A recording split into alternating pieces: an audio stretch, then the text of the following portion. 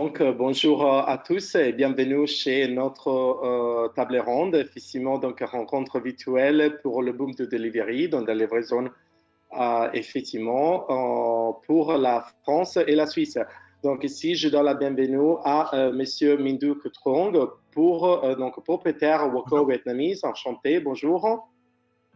Enchanté. Et aussi à Monsieur Malko de Costas Merad, directeur KFC franchisé en Suisse pour KFC Suisse. Enchanté, Mathéo.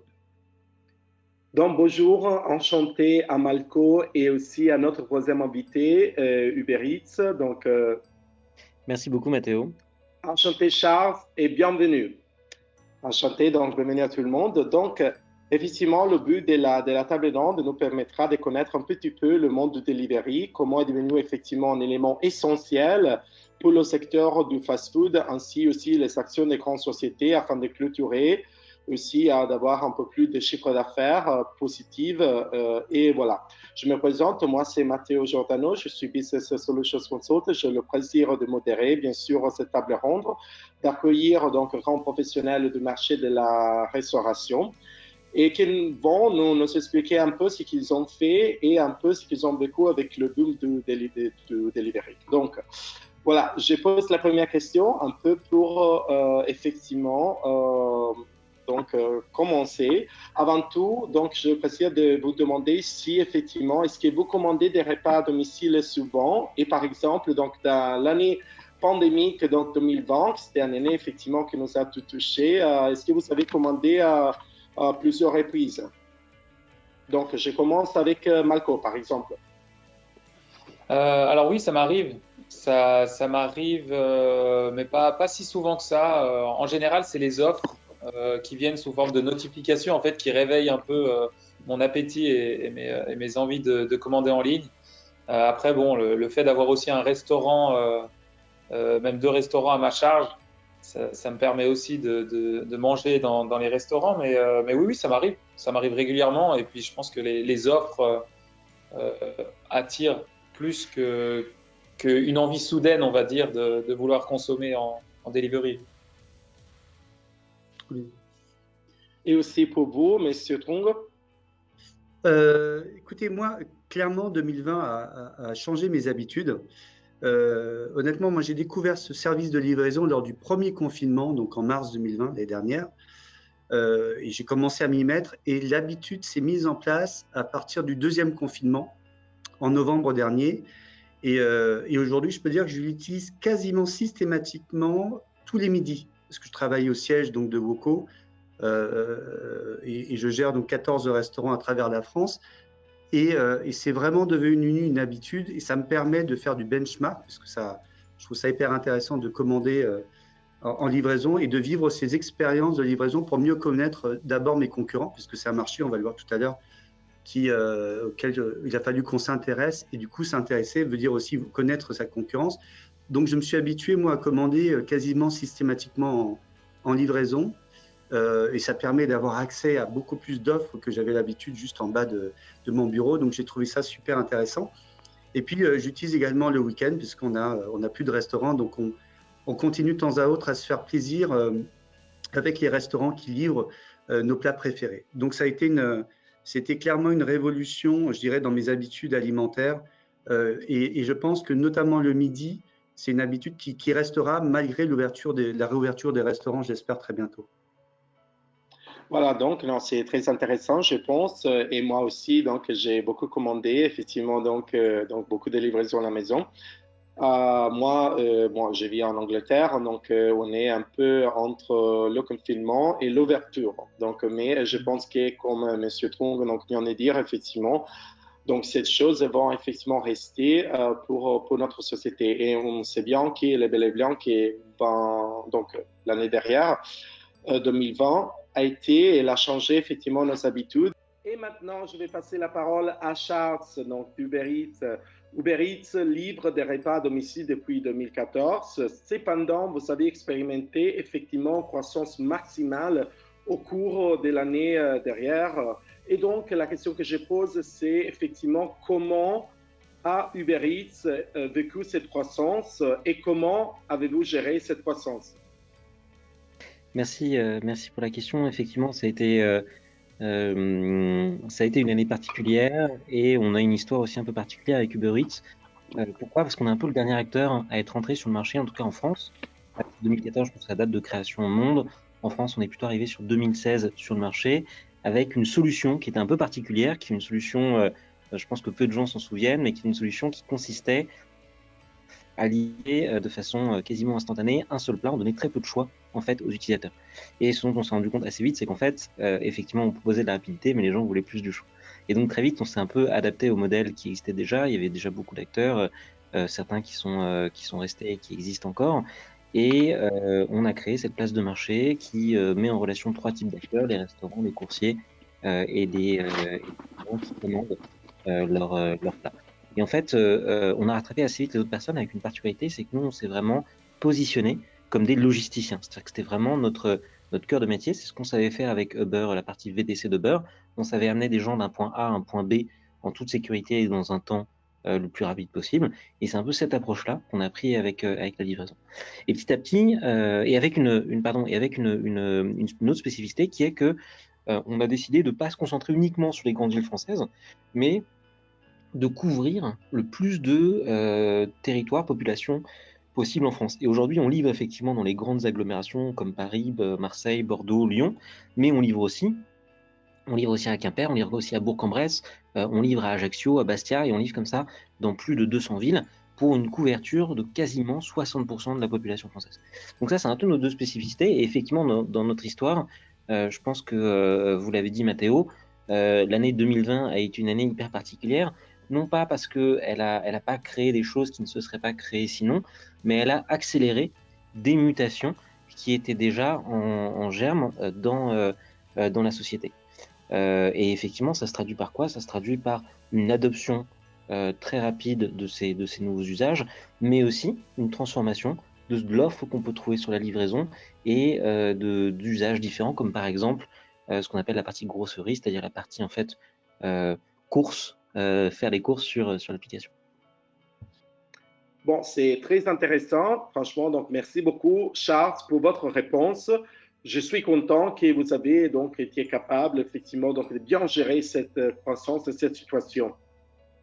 Et bon, pour notre public qui nous écoute, c'est effectivement quelque chose qui a un peu rompu effectivement donc nos aspects du passé, hein, si on peut dire comme ça. Mais nous allons voir un peu l'apprentissage de ce que deux sociétés comme Woco et KFC en Suisse, ils ont donc ce qu'ils ont fait effectivement pour faire face à cette augmentation effectivement donc de livraison à domicile. Donc, je commence par exemple avec Monsieur De Costas. Donc, pour KFC, et donc on connaît bien l'importance, donc c'est bien que KFC connaît bien l'importance du takeaway, du delivery, donc de la livraison à domicile. Mais face à ces booms, donc dans quelle mesure est-ce qu'ils ont un peu changé la situation de la chaîne et donc qu'est-ce qu'ils ont fait pour s'adapter en conséquence? Donc quelles stratégies ils ont utilisées pour s'adapter quand même? Donc oui, pour parler un petit peu de notre cas, donc en Suisse en tout cas, ça a fermé à partir du 16 mars. Donc 16 mars 2020, tous les restaurants étaient fermés, sauf livraison et emporter. Donc il faut savoir que pour le 16, le jour même, on a décidé complètement de fermer le restaurant, déjà pour faire un peu un brainstorming avec les équipes de management, pour voir un petit peu ce qu'il fallait faire, et avec la franchise KFC directement. Donc, à la suite de cette journée un peu de brainstorming, on a quand même décidé d'ouvrir le restaurant pour les livraisons pour à emporter. Par contre, il fallait savoir qu'en respectant toutes les restrictions d'hygiène, la structure même interne physique du restaurant a dû quand même changer pour essayer qu'il y ait moins d'employés, tout en respectant les process KFC et faire en sorte que le produit final il soit et en fait qu'on voit pas une différence dans l'organisation dans le repas du client. Donc fallait s'organiser un petit peu au jour le jour parce que au début on a vu des chiffres qui triplaient mais liés au delivery, hein, des chiffres qui triplaient puis parfois étaient multipliés par 5. Et puis c'est un petit peu aussi ce que je disais avant, on était avec un seul partenaire de livraison. Début avril, on arrivait avec 3 différents partenaires. Donc là aussi, passer entre 1 et 3 partenaires, c'était des nouvelles habitudes à apprendre pour les employés, entre ceux qui faisaient du packing, ceux qui prenaient les commandes des tickets qui arrivaient au fur et à mesure via les tablettes. Donc c'était beaucoup d'adaptations qu'il fallait être faites au jour le jour, des plannings aussi qui changeaient avec des gens qu'on devait mettre avec des plannings coupures, enfin des horaires coupures, ce qui leur permettait quand même de faire assez d'heures pour qu'ils subviennent aussi eux à leurs besoins. Donc ouais, même si en Suisse les gens étaient autorisés à prendre les commandes à emporter, c'est quand même la livraison qui a constitué une augmentation intéressante des ventes. Mais bon, voilà, il y avait quand même ces histoires de commissions, hein. Les commissions des partenaires de livraison biaisent parfois un petit peu la marge. Et c'est à nous de faire en sorte de réduire les coûts opérationnels ou les coûts salariales pour effectuer des ventes qui sont à profit à la fin de l'année ou à la fin de la journée. Donc, si je peux me permettre, c'était important pour vous, effectivement, donc maintenir le niveau pour le service client. Donc, bien sûr, toujours la productivité, un peu réduire les coûts. Non, c'était quelque chose d'important que le delivery a importé quand même. Pour nous, c'était vraiment important de rester ouvert. Les gens changent vite d'habitude de consommation. On perd vite en tête une marque. Et quand on s'appelle KFC, c'est vraiment quelque chose qu'il faut pas du tout oublier. Alors je dis non pas KFC parce que voilà, KFC fait en sorte toujours dans tous les marchés, à l'international, d'être présent, de vraiment se toucher ce top of mind et qu'on soit le premier choix vis-à-vis de nos concurrents. Donc c'est aussi pour ça qu'on a décidé de rester ouvert, oui, exactement. C'est très intéressant, c'est pour ça. Donc, j'ai fait le lien, effectivement, merci beaucoup, bien sûr, Malco. Je fais le lien aussi pour M. Trung, effectivement, pour Woko. Donc, on sait bien, par exemple, l'expérience ici de KFC. Mais donc, le delivery a aussi des conséquences sur le développement des grandes sociétés, mais aussi sur les plus petites. Donc, comment une société, par exemple, comme Woko, a vécu cette situation et dans quelle mesure votre pari, effectivement, sur le delivery a-t-il augmenté? Alors, pour revenir comment on a vécu la situation, parce que c'est vrai que Malco parlait de comment s'est passé le premier confinement. Nous, on est une structure beaucoup moins importante que KFC. Et donc, on a décidé de fermer tous nos restaurants, que ce soit emportés en livraison, pendant la première période de confinement. On a beaucoup de restaurants. Alors, c'est un peu particulier parce qu'il faut savoir, à l'origine, Woko, ce n'est pas un concept très orienté Deliveroo. C'est un concept qui est plutôt destiné aux centres commerciaux, avec des belles surfaces entre 200 et 300 mètres carrés. Et avant la crise du Covid, la livraison ne représentait que 10 à 15% de chiffre d'affaires. Donc, relativement peu. Et finalement, 2020 nous a permis vraiment de prendre conscience de l'importance de la livraison. Donc pendant le premier confinement, lorsqu'on avait tout fermé, à travers les relations que j'ai, il y a eu quelques enseignes sur Lyon qui sont restées ouvertes en Deliveroo et ils ont fait un carton en termes de chiffre d'affaires. Mais un carton en termes de chiffre d'affaires ne signifiait pas un carton en termes de rentabilité parce que les commissions de livraison sont très importantes. Donc ils devaient quand même payer ou pas payer les loyers, c'est toujours dans la plupart des cas en cours de négociation. Mais il faut payer les loyers et ajouter à cela la commission de livraison. Nous, à cette époque-là, on s'est dit, on ne va pas payer un double loyer, qui souvent, il faut savoir que les commissions, sauf qu'on s'appelle KFC pour les petites sociétés, les petits restaurateurs, de l'ordre entre 30 voire 35%, donc c'est énorme. Donc on a décidé à ce moment-là de fermer. À la réouverture, évidemment, tout s'est fait naturellement. Et lors du deuxième confinement, on s'est dit, il fallait profiter quelque part de ce deuxième confinement pour vraiment continuer à ouvrir, pas faire la même chose que la première fois, et travailler sur la livraison et l'expérience client de livraison sur laquelle on n'était pas forcément, je dirais, très développé à ce niveau-là. Donc, et finalement, en 2020, on s'est aperçu que la livraison a représenté entre 40 et 80% de notre chiffre d'affaires sur l'ensemble de nos sites. ce qui est un bond énorme qu'on passait de 10 à 40, voire 80% sur certains sites. Donc, il a fallu qu'on travaille à fond le parcours client Deliveroo, chose que savait déjà faire certainement KFC à ce niveau-là, et que nous, on a dû reapprendre. Donc, on a notamment mis en place de nouveaux emballages qui sont plus adaptés. On a vu des autocollants sur nos emballages pour reconnaître plus facilement nos plats, une nouvelle carte spécifique à la livraison, une stratégie d'offres promotionnelles, etc. De nouveau, on peut finalement apprendre le métier de la livraison et du parcours client. Donc, c'est ce qu'on a fait entre les deux confinements, quand on s'est aperçu de l'importance que pouvait prendre la livraison pendant un confinement. Et je pense que la plupart des restaurateurs se sont un peu organisés de cette manière-là. Je pense que tous, des petits restaurateurs, ont fermé pendant le premier confinement, et je crois qu'il y a eu beaucoup moins de fermetures lors du deuxième confinement. Donc, je pense qu'on a fait à peu près la même chose pour se préparer à cette deuxième vague. Et voilà un petit peu. Donc, je trouve qu'au final, dans les pires des situations, on essaie toujours de tirer le meilleur de ces situations-là. Et c'est ce que nous a permis cette crise-là, c'est-à-dire à travailler un nouveau canal de distribution sur lequel on était très peu présent et auquel on croit maintenant beaucoup, parce que je pense que au bout de 2 ans, je dirais, ce sont vraiment des habitudes, en tout cas pour moi, qui rentreront dans les habitudes de consommation. Donc on en tire plutôt une bonne expérience pour la suite, même si c'est une année en termes de rentabilité qui n'est pas du tout à la hauteur de ce qui devrait être. Très difficile. Donc voilà, merci beaucoup à Woko et KFC. Donc merci beaucoup à M. Trung et Malco, M. Dacostas. C'était en effet un work in process, donc dans l'apprentissage qu'on sait bien, et aussi dans les opportunités qui se présentent et les adversités auxquelles vous avez eu donc faire face. Et donc, je vais faire le lien effectivement avec Charles. Qu'est-ce que c'était, excusez-moi, donc vos principaux problèmes et obstacles dans cette situation, bien sûr, qu'on a vécu avec la pandémie?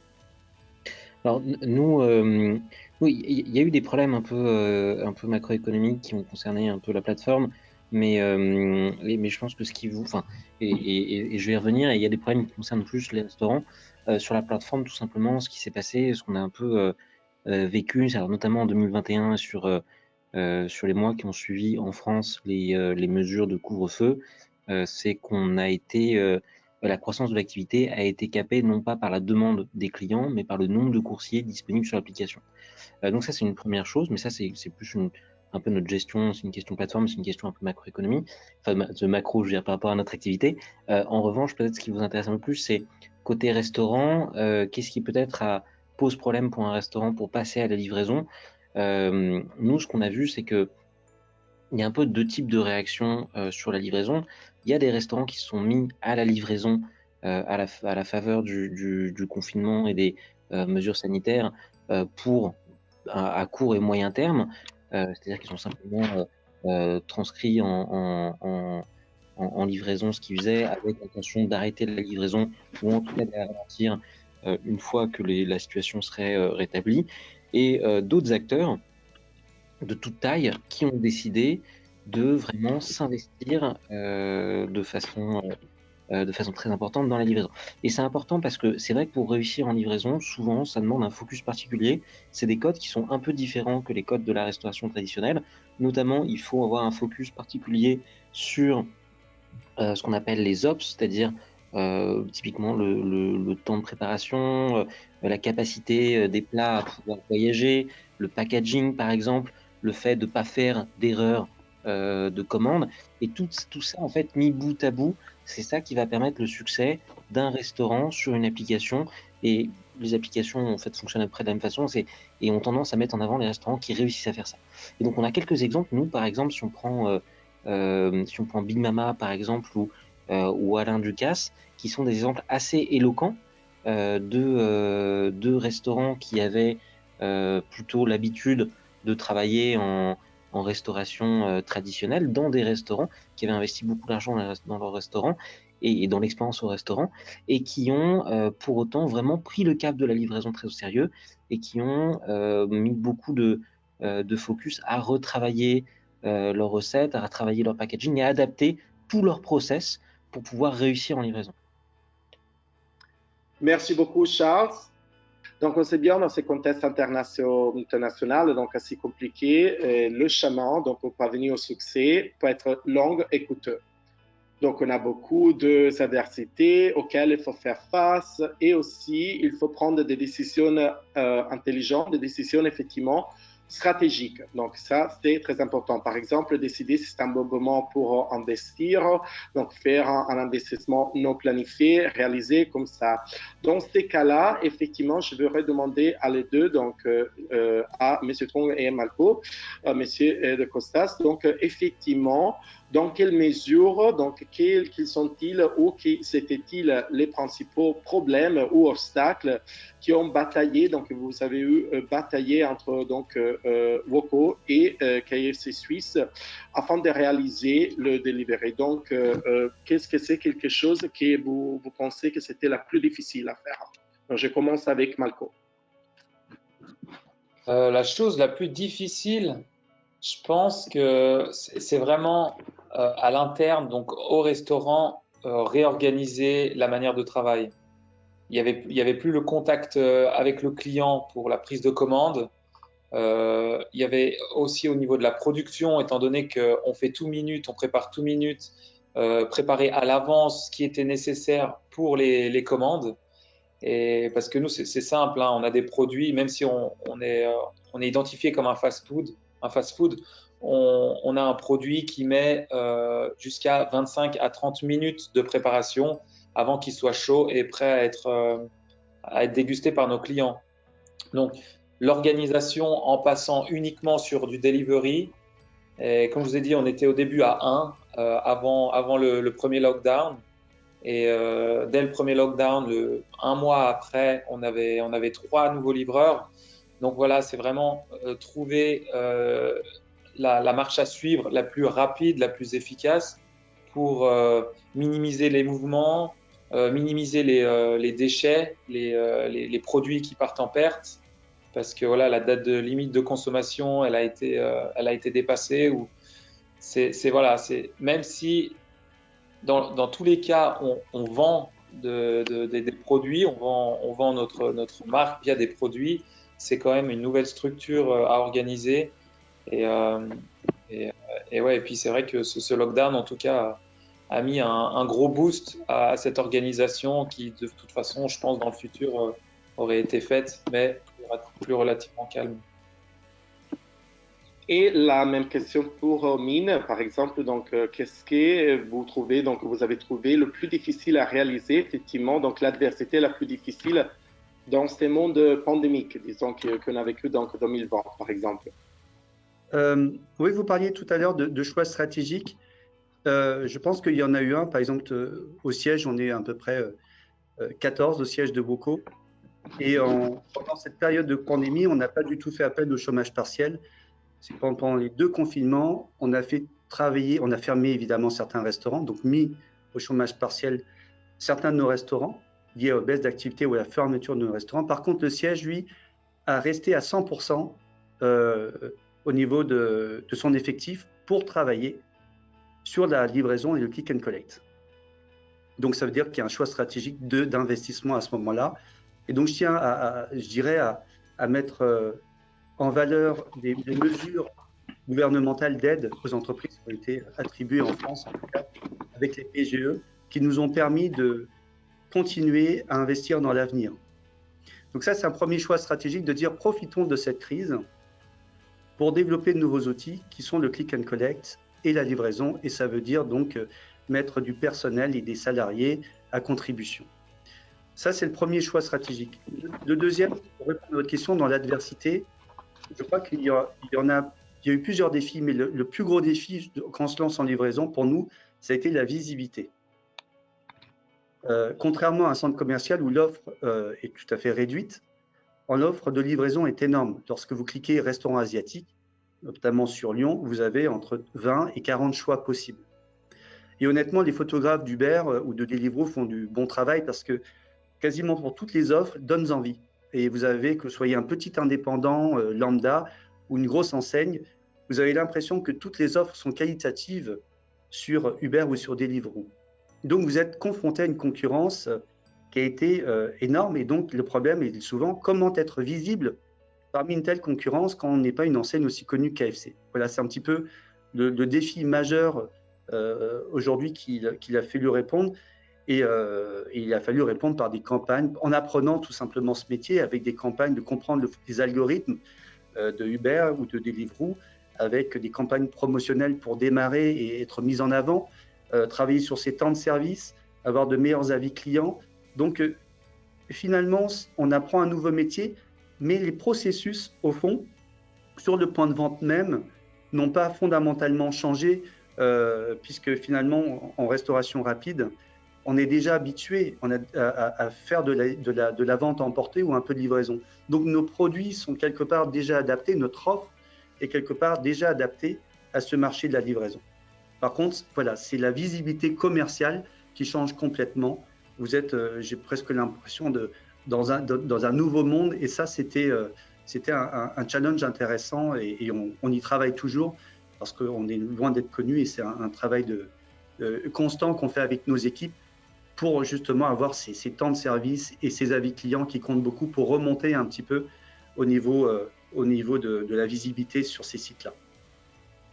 Voilà, merci beaucoup et c'est très intéressant. Merci beaucoup donc pour vos réponses. Je voudrais parler aussi donc des mesures effectivement donc anti-Covid qui ont été adoptées. Donc il s'agissait bien sûr d'un obstacle important. Charles, comment avez-vous géré donc les mesures anti-Covid?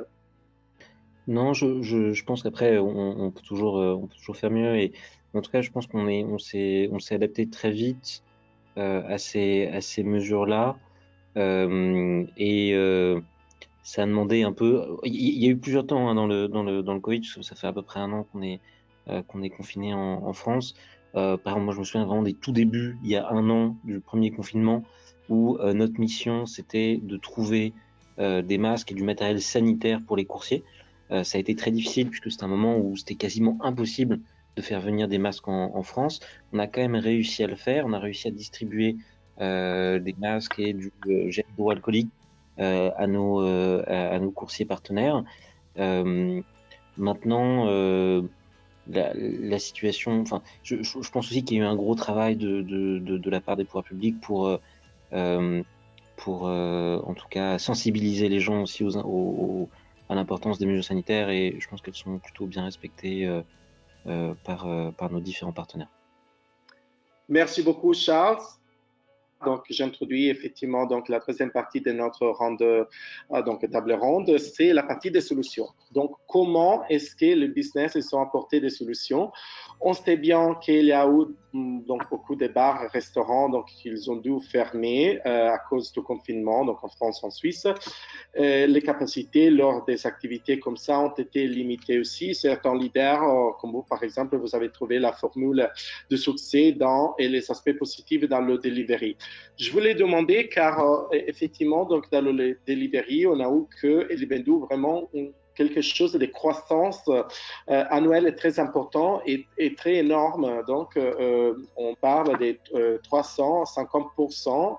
D'accord, des croissances dans le delivery. Je voulais demander si, par exemple, c'est une formule que vous avez utilisée, c'est les dark kitchens. Donc, c'est-à-dire, c'est quoi les dark kitchens? C'est effectivement un terme en référence au restaurant fantôme qui propose uniquement au service d'élaboration des repas et de livraison à domicile.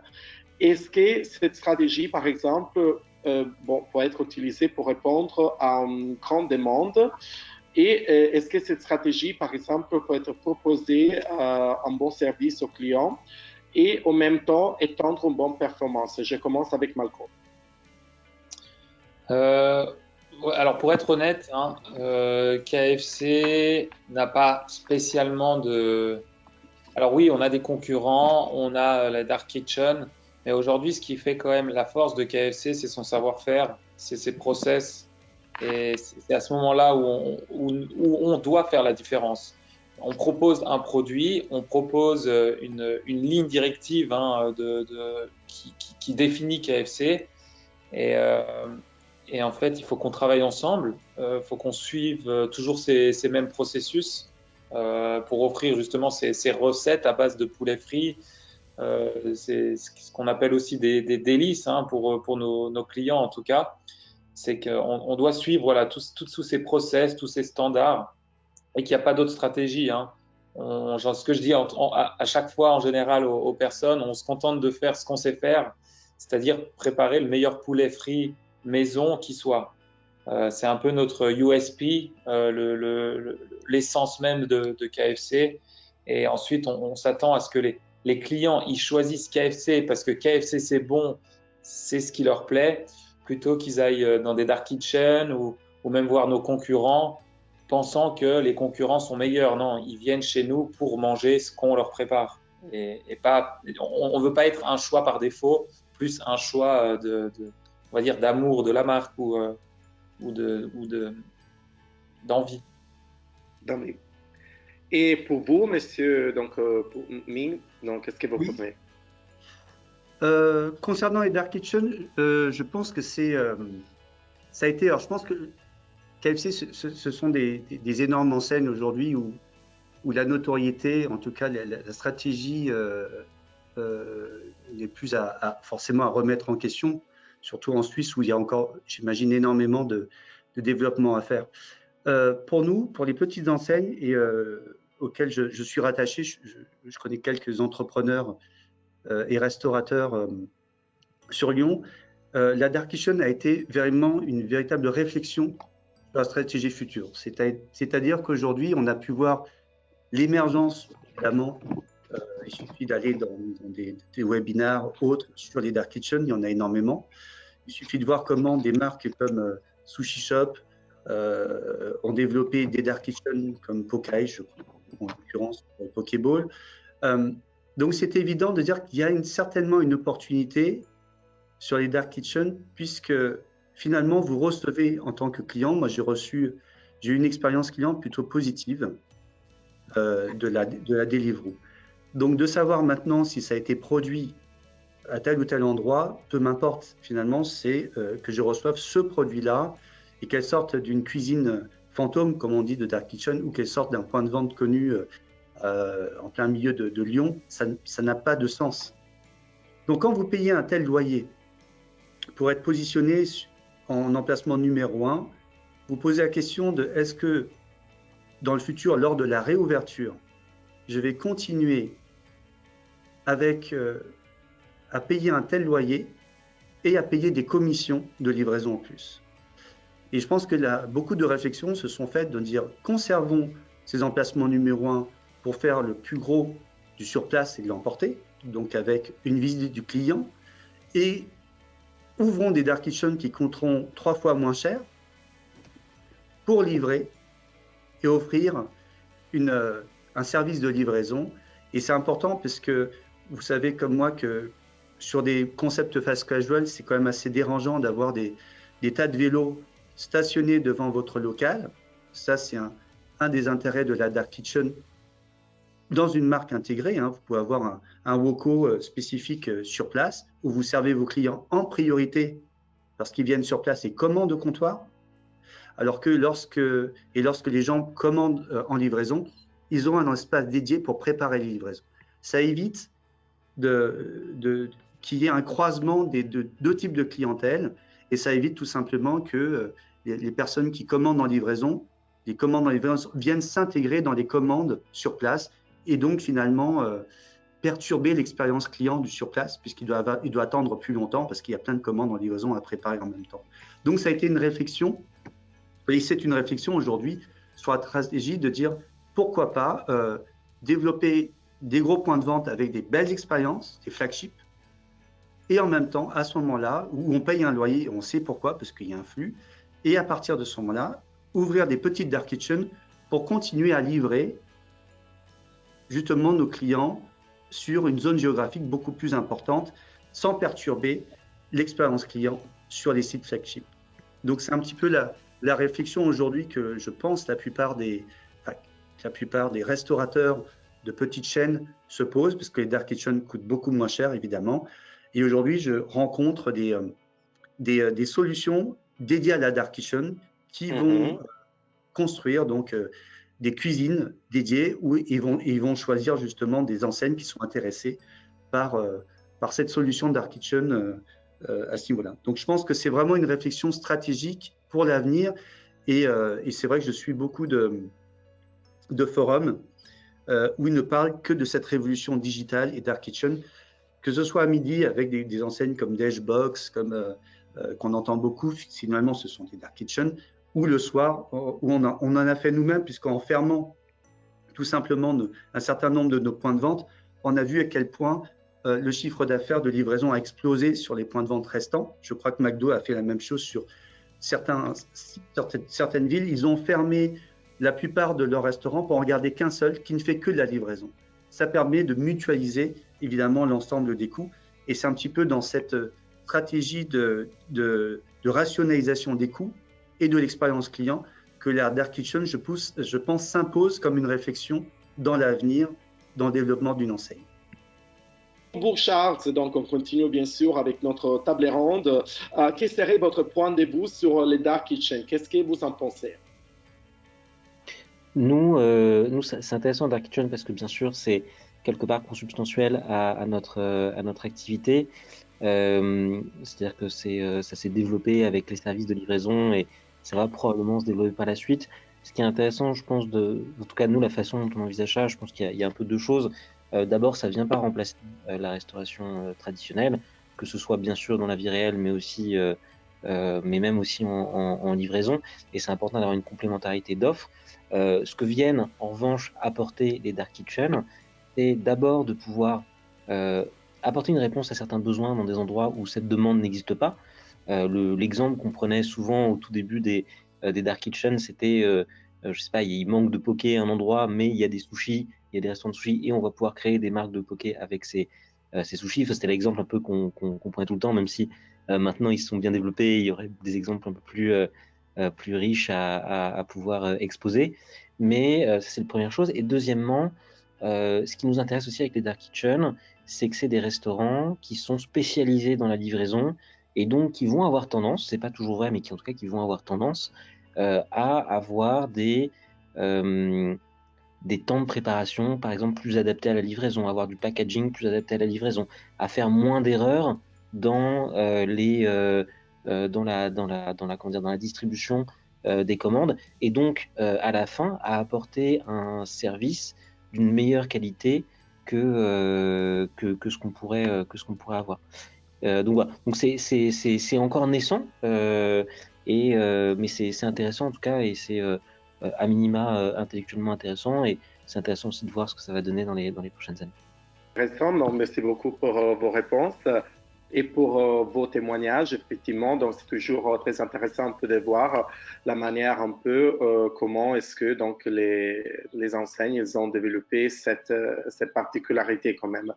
Donc on a parlé un peu des effectivement donc renforcer le service client. On a parlé un peu d'amélioration dans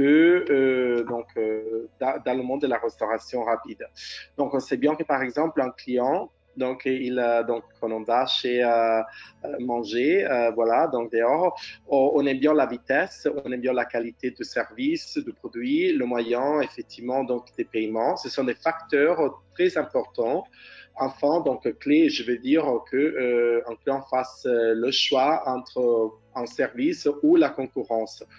Comment est-ce que vous donnez à chaque valeur, donc par exemple la vitesse, la qualité de service, le moyen de paiement, comment, disons, coordonnez-vous effectivement chaque valeur afin d'obtenir la meilleure différenciation par rapport à votre concurrence?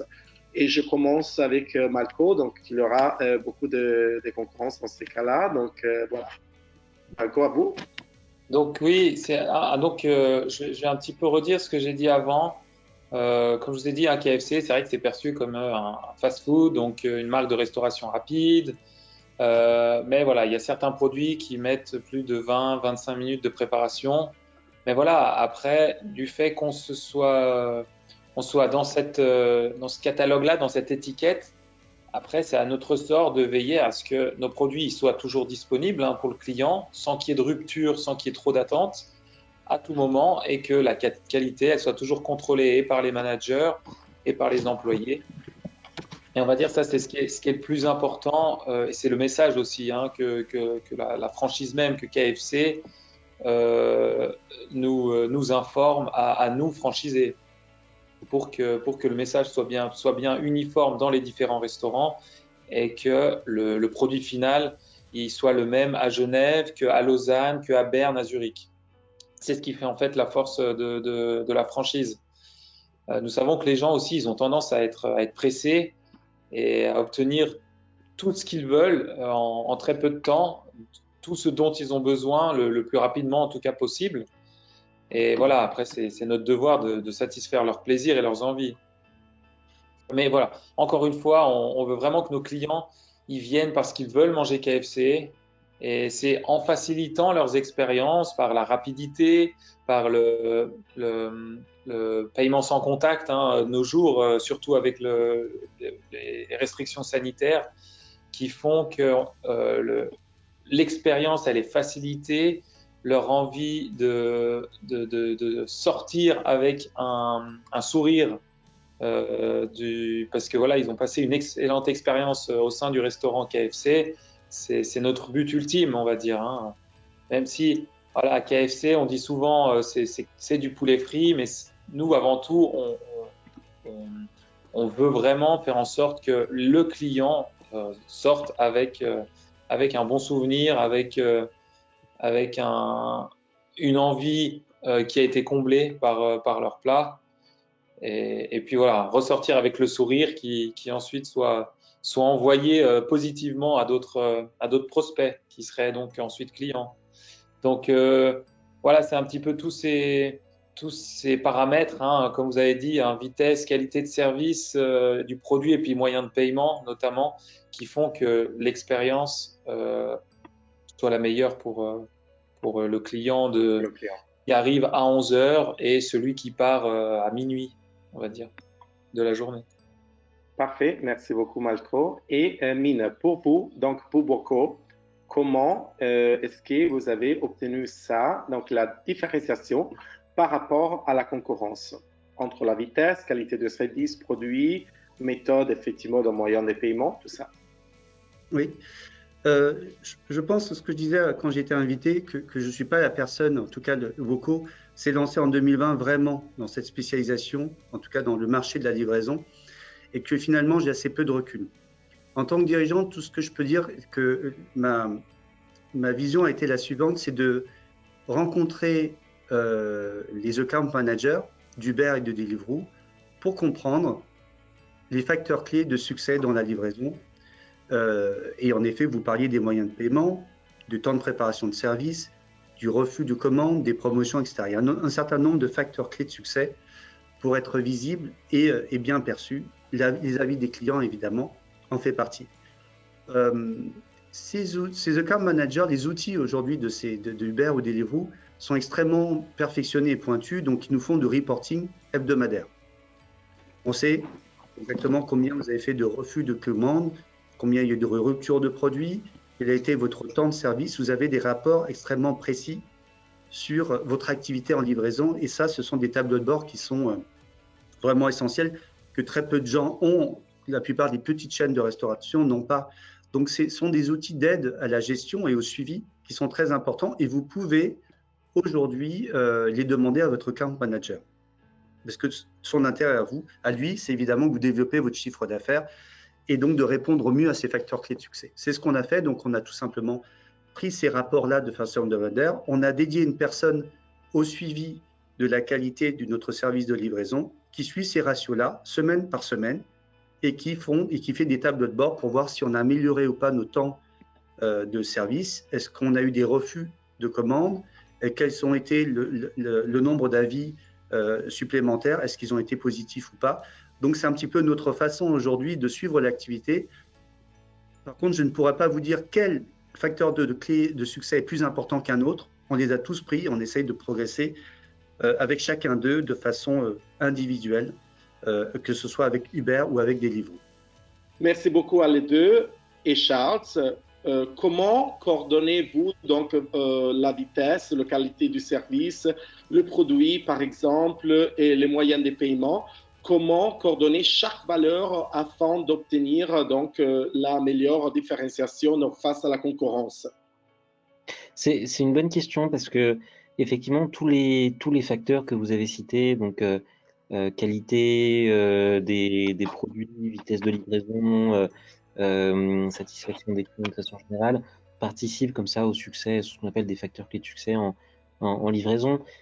Maintenant, à chaque fois, c'est un peu un équilibre à trouver. C'est-à-dire qu'un restaurant qui a une qualité de plat exceptionnelle peut se permettre de livrer en 2 heures. J'exagère bien sûr à dessein pour forcer le trait.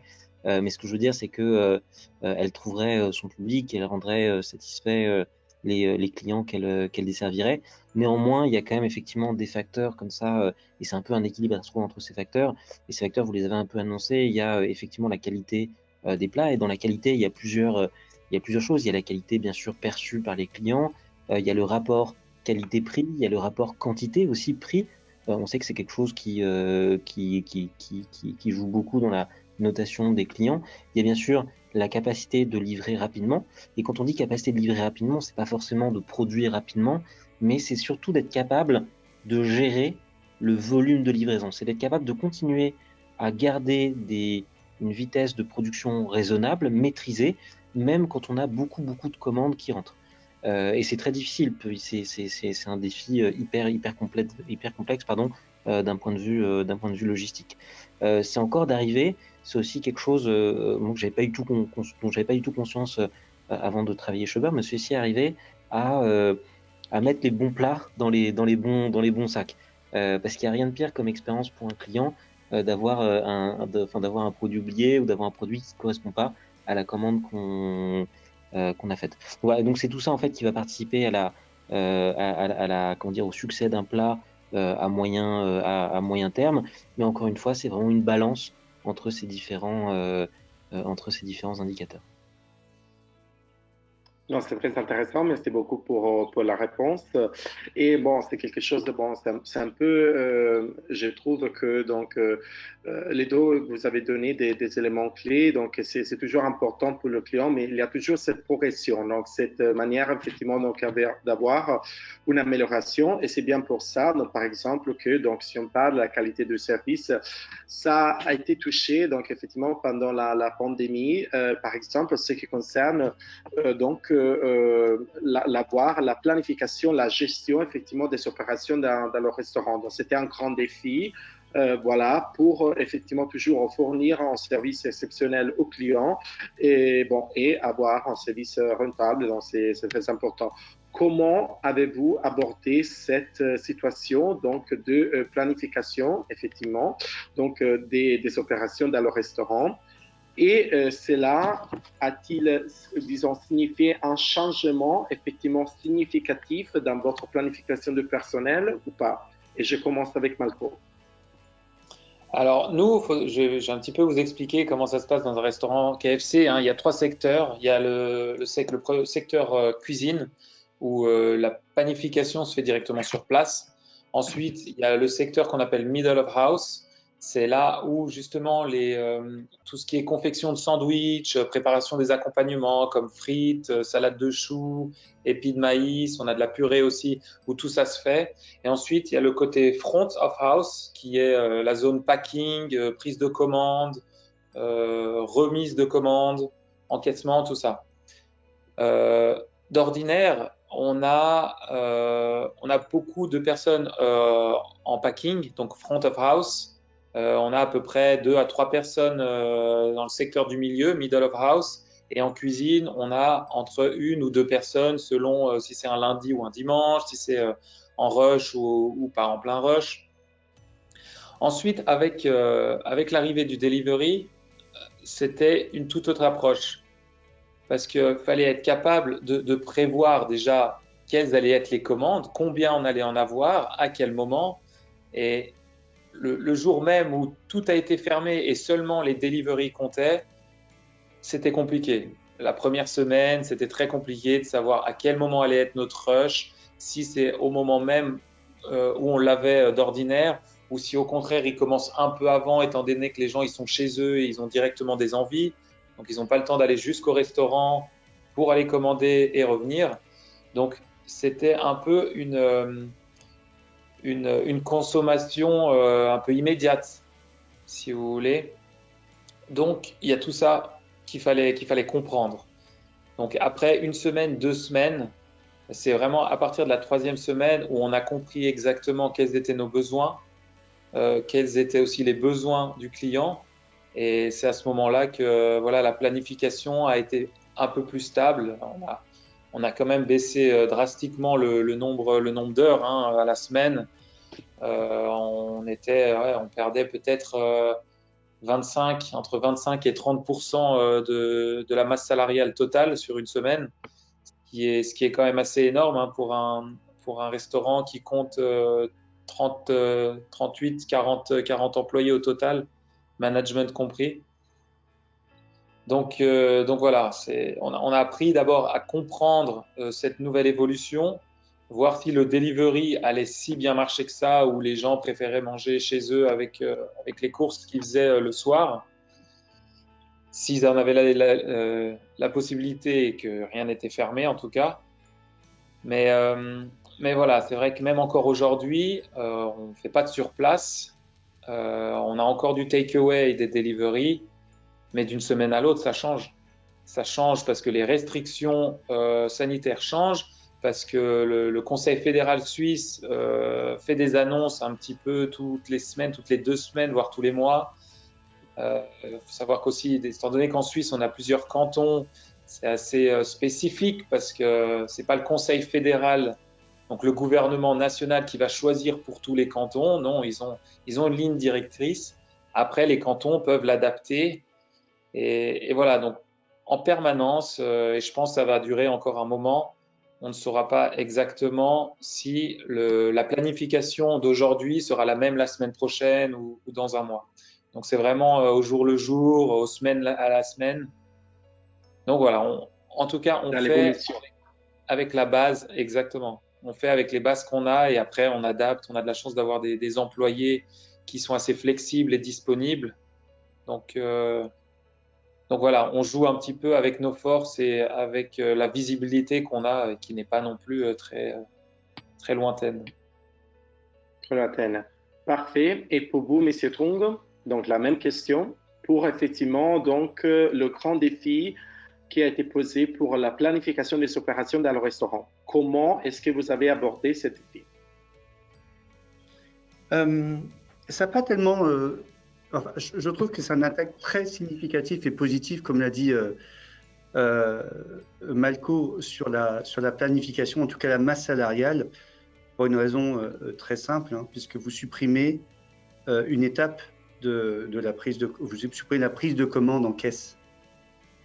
Donc c'est évidemment, quand on fait de la restauration rapide ou même de la restauration, c'est une étape qui vous évite d'avoir des serveurs ou des caissiers. Et donc c'est quand même une perte de... Enfin, on enlève en tout cas une tâche fondamentale qui prend du temps, parce que vous savez comme moi que le client peut prendre du temps dans ses choix, et en général quand vous êtes en caisse, le vendeur est devant lui, attendre son choix, à le conseiller, mais ça prend du temps.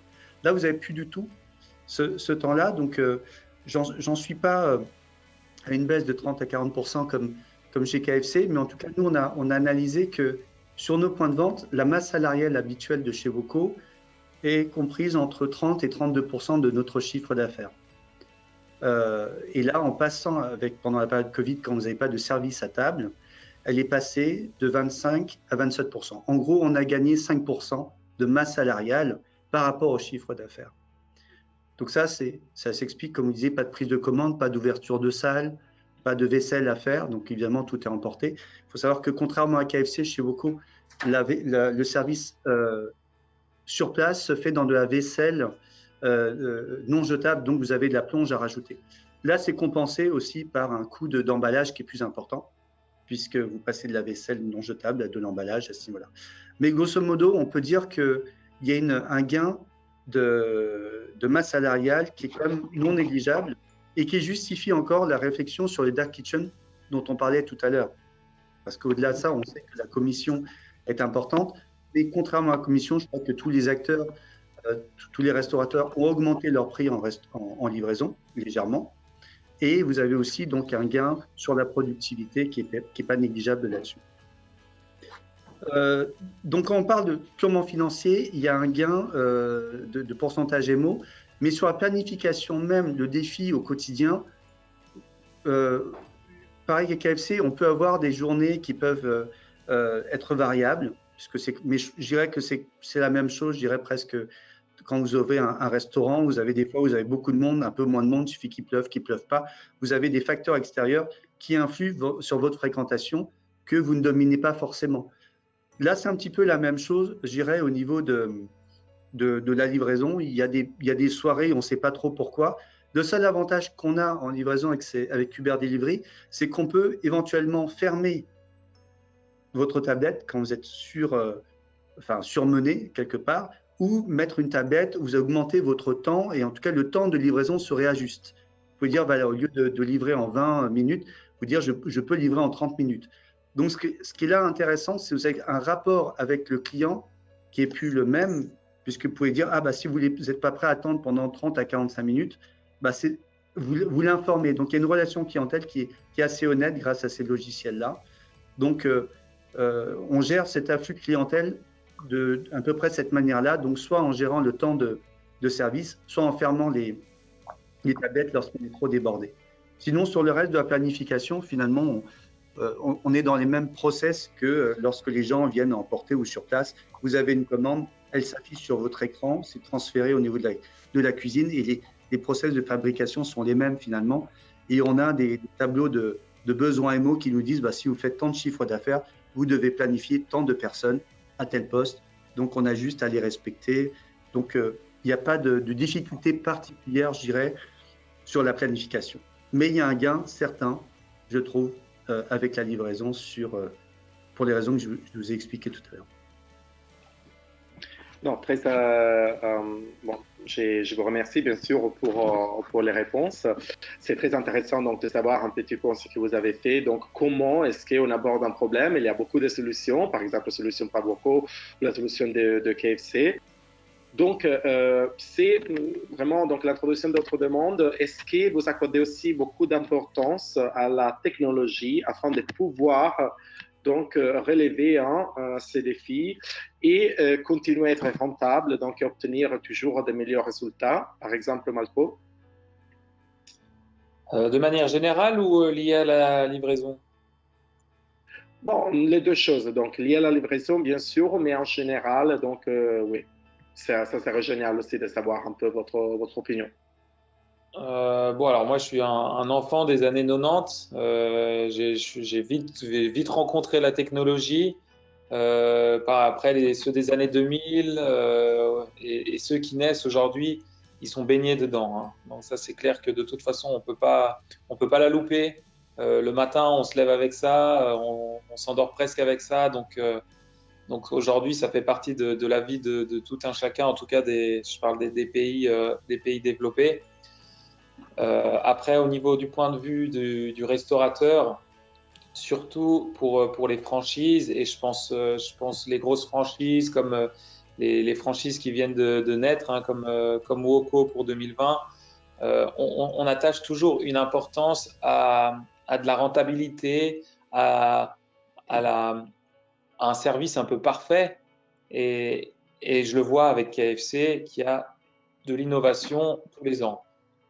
Pour exemple, quand je parlais qu'il y avait certains produits qui mettaient plus de 20 minutes à faire, à préparer, KFC travaille sur une innovation qui permet, selon les prévisions ou selon les chiffres d'affaires de jours passés ou de semaines passées ou même par rapport à l'année dernière, savoir exactement quelles sont les parties qui doivent être produites à tel moment.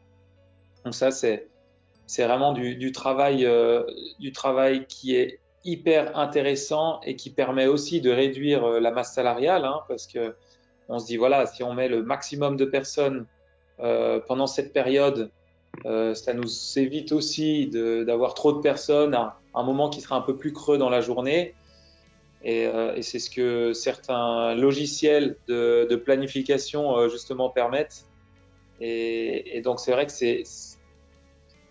J'ai envie de dire, c'est malheureux, hein. Moi, je suis un petit peu contre ça, même si je suis dans le fast-food, mais l'ordinateur aujourd'hui, il prend la place totalement de l'homme, hein. Je donne encore un autre exemple qu'on a au restaurant, c'est les bornes automatiques.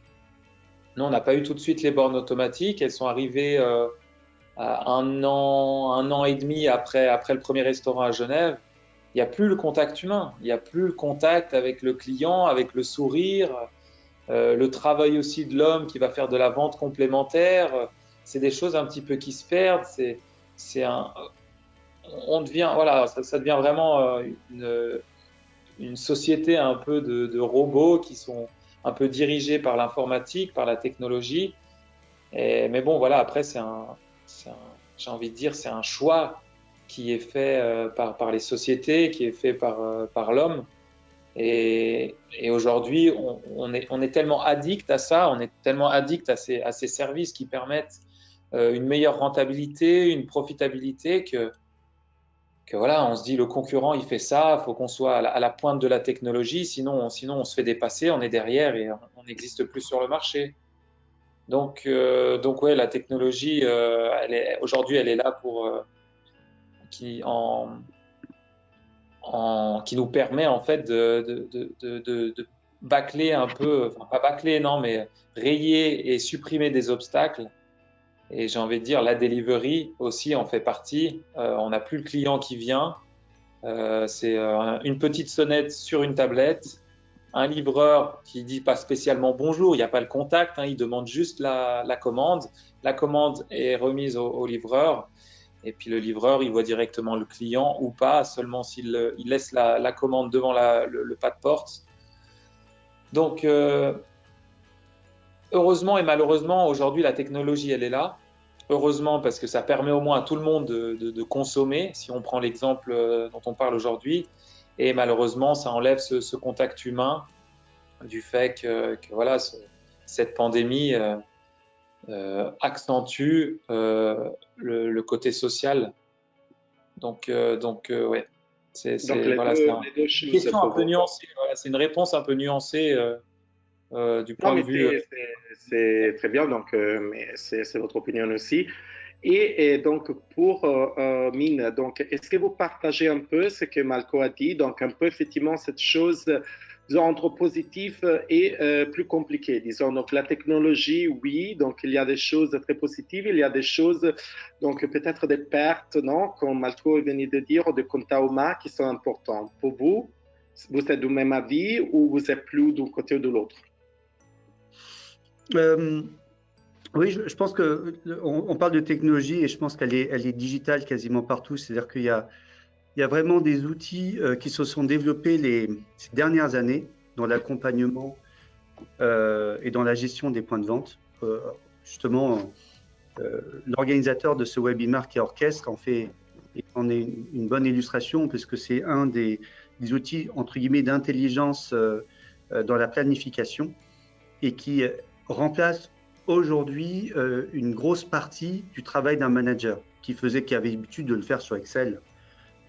Et on s'est aperçu, c'est vrai qu'on peut se poser beaucoup de la question de dire tiens, on va enlever encore une partie du travail entre guillemets intelligent du manager.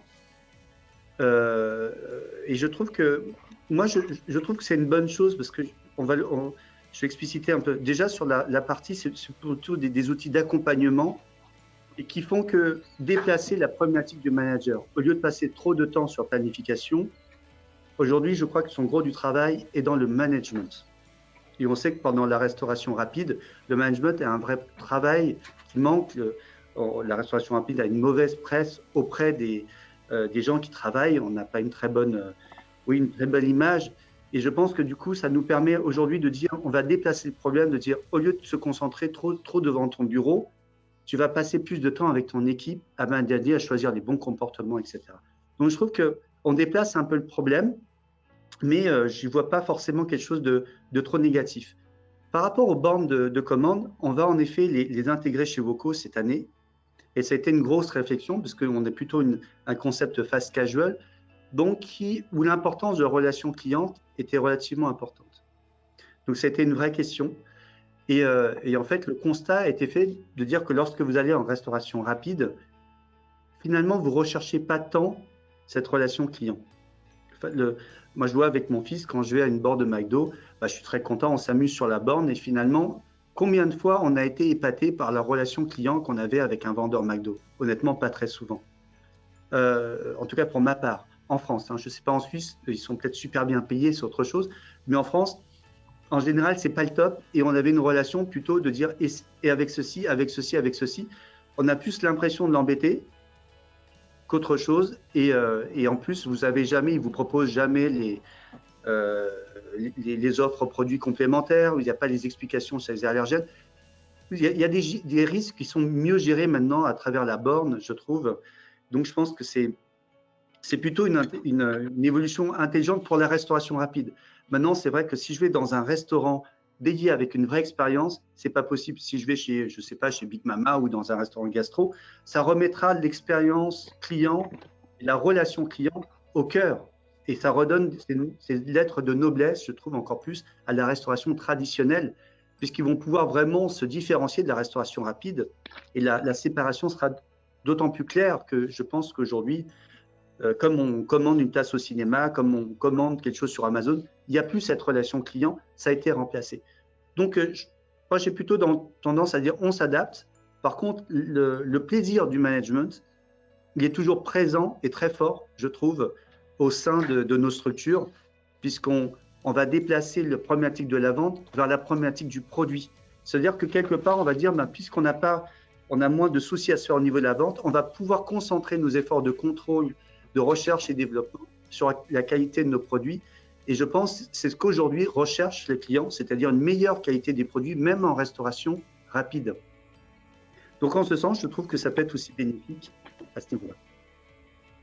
Non, c'est une très bonne question, en effet. Et effectivement, on est une boîte tech, on est une boîte logistique et tech avant tout. Je pense que ce que va permettre la technologie, c'est d'apporter toujours de nouveaux services et d'aider nos partenaires. Je pense qu'aujourd'hui, en tout cas depuis les années 2000 et dans les années 2010 particulièrement, la technologie était surtout mise au service, en tout cas dans la delivery, mis au service des clients, du consommateur. Je pense qu'aujourd'hui, à mon avis, dans la décennie qui arrive, on va plutôt voir des services techniques au service de la personne qui va produire le service, savoir en l'occurrence le restaurateur. Et donc, ce que j'imagine, c'est des services qui vont l'aider, vous en avez parlé, soit à mieux prévoir ses besoins personnels, ses stocks. On peut imaginer aussi des services un peu différenciés selon les canaux de distribution des différents restaurants. Et je pense que c'est un peu vers ça, vers quoi on va. Non, merci beaucoup, bien sûr, donc, pour votre intervention. C'est très intéressant de savoir un peu, effectivement, donc, comment est-ce que la technologie peut être, donc, les différentes façons d'être, effectivement, de la technologie. Et voilà, donc, pour ceux qui nous écoutent, donc, pour notre public, nous sommes arrivés à la conclusion, effectivement, de notre table ronde pour, effectivement, tirer profit, effectivement, donc, du monde, donc du boom de delivery. Donc, j'ai une question pour les deux et c'est un peu une question liée, effectivement. Donc, on a parlé du boom de delivery, de la livraison à domicile, on a parlé de l'importance, toutes les stratégies, tout ce qu'on a fait, les avertisseurs, tout ça. Mais donc, le pari, effectivement, donc, nous, comme on a mis effectivement donc un pari pour le delivery dans le futur. Mais il y a des gens qui pensent que le boom de delivery, ça vient d'arriver, donc c'était déjà expérimenté. Et après, bon, donc quand la pandémie se calme un peu, effectivement, donc ça va changer. Est-ce que vous pensez que le boom de delivery donc vient d'arriver, est arrivé ou il sera toujours en progression ou même doublera donc l'année prochaine? Je commence avec Malco. Alors, déjà, la livraison, elle est arrivée doucement. Parce que voilà, les gens ils ne connaissaient pas, il fallait télécharger une application, surtout qu'avant ils avaient l'habitude d'appeler directement le restaurant alors que ça se passait plus de cette manière-là. Donc fallait habituer les gens à utiliser une application, à commander sur une application, sur un smartphone. Bref.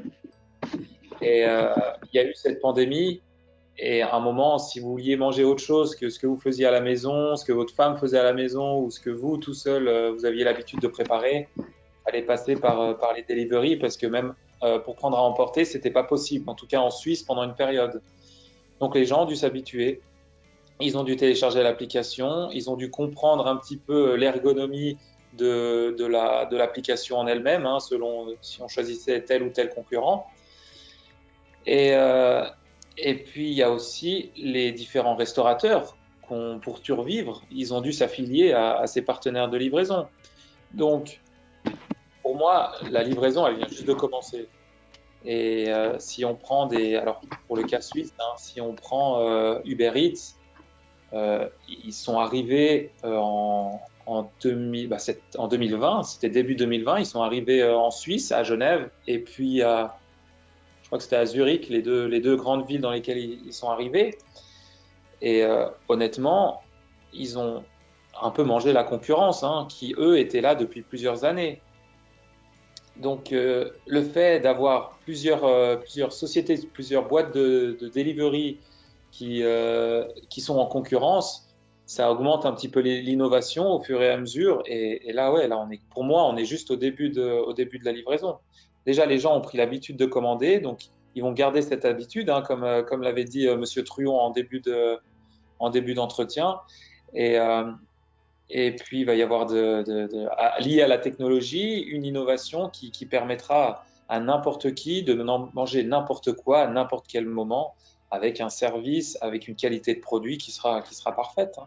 Ça, je trouve que cette dernière question, d'ailleurs, elle résume bien tout ce qui a été dit depuis le début jusqu'à maintenant. C'est que elle est arrivée un peu en urgence.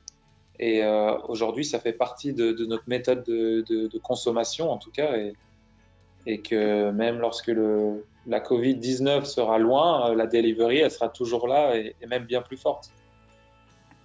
D'accord, oui. Et pour vous? Non, non, absolument. Donc, je sais un peu de même avis, hein, quand même. Donc, je pense qu'on est effectivement au moment, donc on voit, il va doubler aussi dans le futur. Et pour vous, Mine, qu'est-ce que vous en pensez? Oh ben là, je partage totalement l'avis de mon confrère Malco sur ce point-là. Je pense que tous les indicateurs vont dans ce sens de la digitalisation, de la livraison. On a pu profiter, en tout cas, de voir qu'on pouvait se faire livrer. Toutes les grandes enseignes s'y ont mises, que ce soit Ikea, n'importe qui livre maintenant. Vous pouvez décorer votre maison sans vous déplacer. Vous avez tous des systèmes d'avis qui vous rassurent. On n'a plus du tout la crainte, en tout cas, du paiement qu'on peut avoir au départ. Est-ce que je vais te payer, pas payer, etc. Est-ce que je ferai... Tout est bien sécurisé. Et souvent, vous avez des freins à la consommation qui ont été levés à travers ces périodes de confinement. Et en général, vous passez un cap. Donc, je vous rejoins, Malco, tout à fait là-dessus. Donc, je ne sais pas quelle part elle aura, en tout cas, mais on va pas redescendre, je ne pense pas, au niveau d'avant le Covid. Et je pense que tous les avis, en tout cas des experts, vont dans ce sens-là. Oui. Donc, bon, c'est vraiment un changement, donc, comme on en a parlé, qui va rester et grandir. C'est donc pas quelque chose, disons, qui est venu temporaire, accentué par la COVID, mais qui s'est déjà bien installé, effectivement, dans nos habitudes. Et donc, votre point de vue, Charles, par exemple, pensez-vous que le delivery donc, va toujours un peu, donc maintenant, peut-être après la COVID, se calmer, ou c'est simplement le commencement? Donc, qu'est-ce que vous en pensez? Le cas, ce que je pense, c'est que la delivery, de façon générale, que ce soit par la livraison de repas, que ce soit par la livraison de courses ou autre chose, c'est quelque chose qui répond à une demande des gens, une demande de la société, et c'est quelque chose qui est amené à non seulement se développer, mais à se sophistiquer, enfin, à devenir de plus en plus sophistiqué. Je pense que ce qu'on a vécu ces derniers mois a plus été une accélération de ce phénomène qu'une création ex nihilo de quelque chose, d'une demande qui serait apparue soudainement. Et effectivement, peut-être que la livraison va pas se développer au même rythme, au rythme des derniers mois. Et c'est tout ce qu'on demande nous, hein. Nous, on demande juste à ce que la situation redevienne en tout cas qu'on puisse tous retourner au restaurant et qu'on puisse tous profiter de la vie entre amis ou avec nos familles. En tout cas, ce qu'on pense, c'est que quand même, il y a encore des personnes qui sont pas arrivées à la livraison, qui n'ont pas encore testé la livraison. Il y a des choses à faire pour convaincre ces gens de passer à la livraison. Et donc, c'est pour ça que je crois qu'il y a encore il y a encore comment dire, des potentiels de croissance à aller chercher sur cette industrie. Merci beaucoup pour vos réponses. Et donc maintenant, c'est une question dédiée effectivement à Uber Eats. Nous voyons de plus en plus donc des sociétés proposer le service delivery pour le restaurant.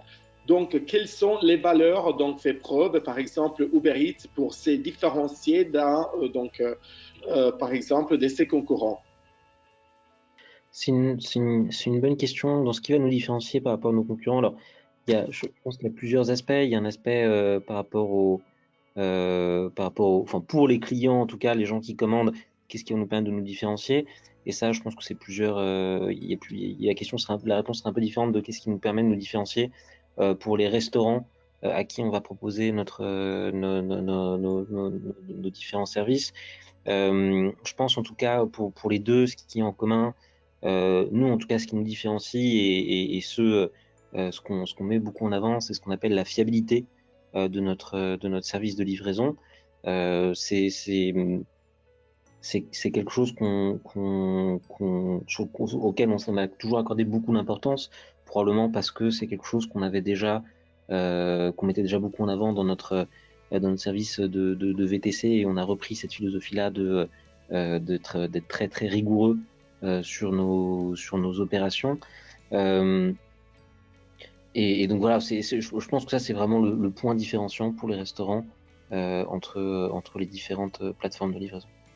Et voilà, donc pour un peu clôturer cette effectivement donc rencontre virtuelle table ronde, donc avant de prendre congé, effectivement, je voulais savoir un petit peu si vous pouvez donner quelques conseils aux restaurants, aux franchisés, aux directeurs d'opération, par exemple, qui envisagent le delivery comme pièce fondamentale pour la société. Est-ce que vous pouvez donner des conseils dans quelques mots simples?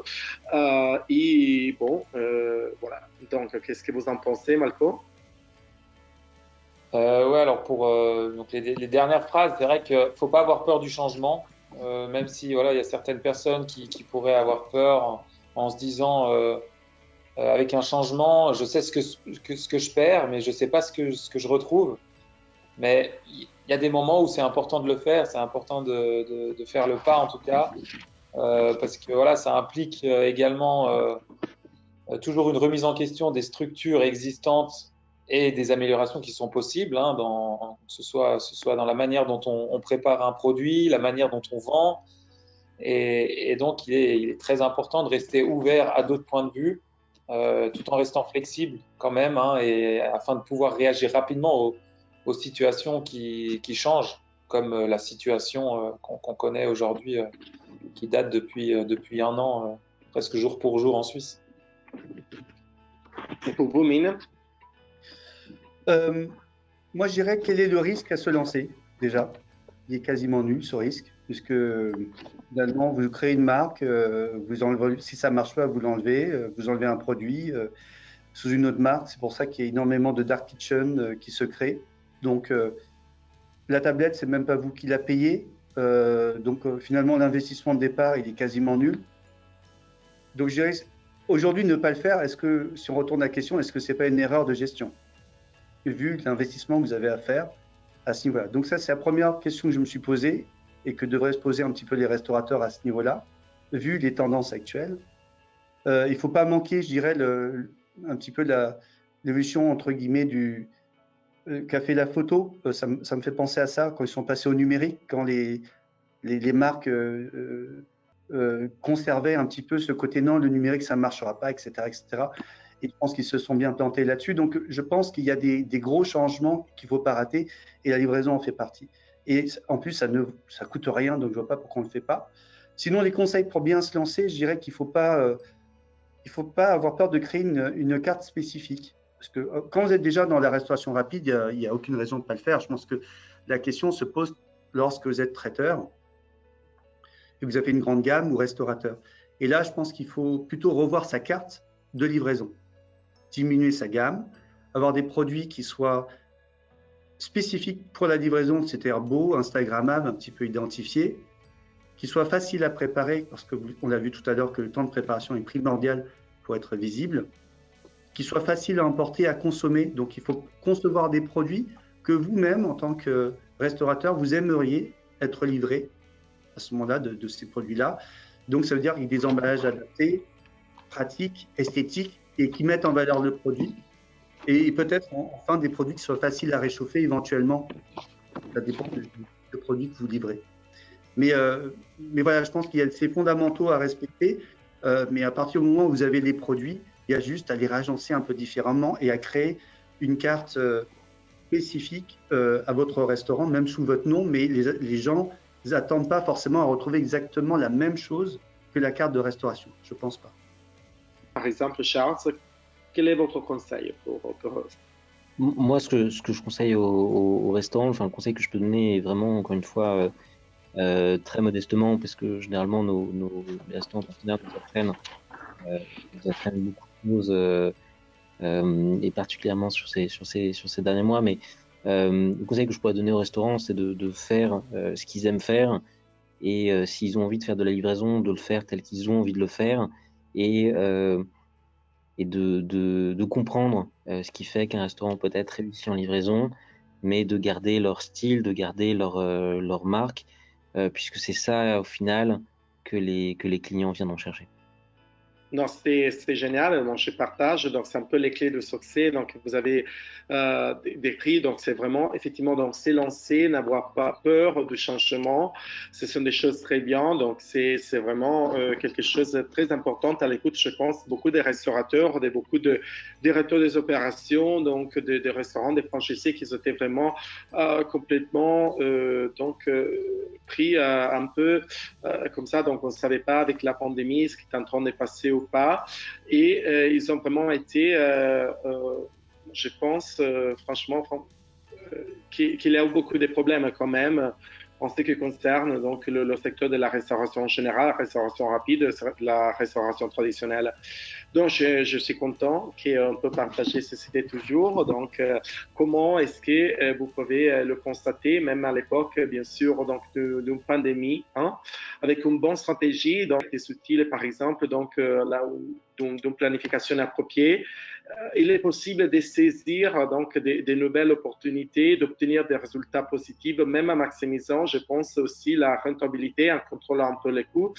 Et c'était quelque chose de très important, je trouve, pour clôturer un peu la table ronde. C'est vraiment la clé de succès que vous avez décrit, s'élancer, n'avoir pas peur et donc effectivement donc prendre un peu les choses en charge et voir ce qu'il y a dans le monde des opportunités pour toujours améliorer. Et voilà, donc bienvenue aussi à la fin de notre table ronde. Donc je remercie beaucoup bien sûr Charles, Malco et M. Trung pour effectivement donc avoir participé à notre table ronde et pour partager effectivement les expériences et vos meilleurs conseils. C'est un grand plaisir et j'espère qu'effectivement la situation en France et en Suisse va s'améliorer pour avoir beaucoup de personnes toujours dans les restaurants. Merci beaucoup, merci à tous pour l'écoute et je vous souhaite une très bonne journée. Merci beaucoup. Merci beaucoup, Mathieu. Merci, Mathieu. Merci, et à bientôt.